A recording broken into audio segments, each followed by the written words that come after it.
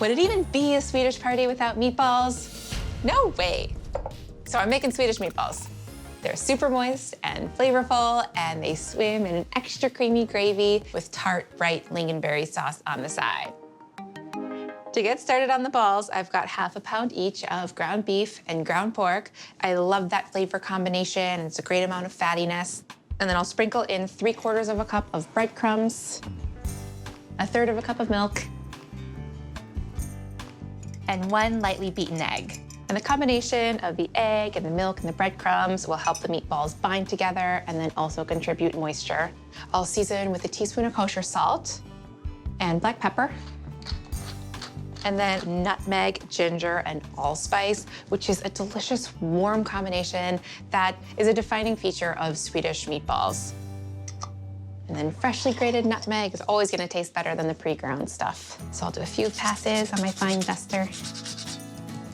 A couple of tablespoons of Worcestershire sauce for some dark depth. And then ½ a yellow onion, finely chopped, and a couple of garlic cloves that I've softened in some oil.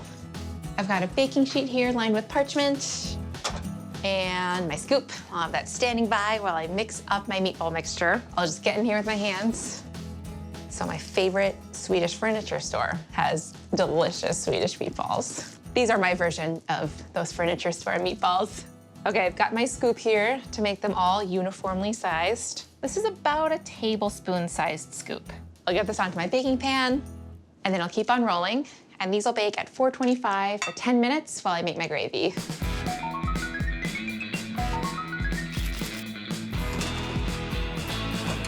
This gravy is rich and decadent, and it coats the balls just perfectly.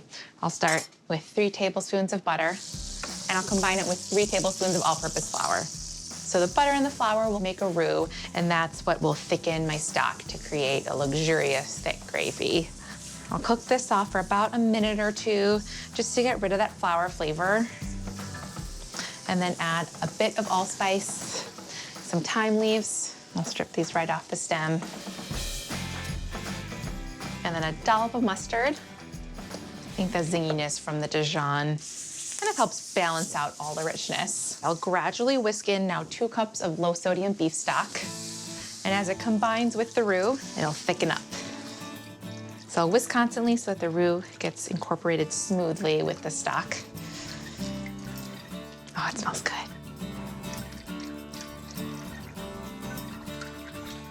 I'll amp up the richness with ½ a cup of heavy cream.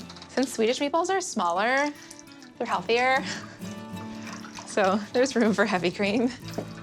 A couple of shakes of Worcestershire sauce will add that great depth.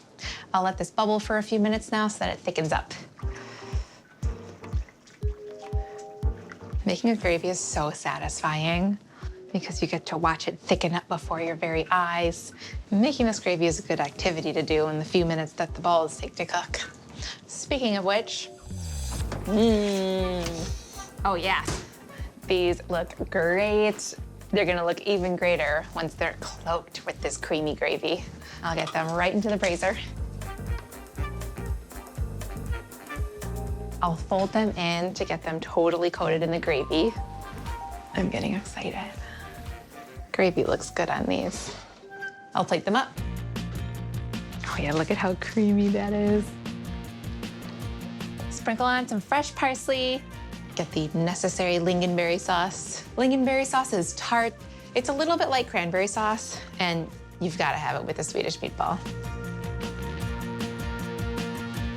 That's perfect bite. That is so good.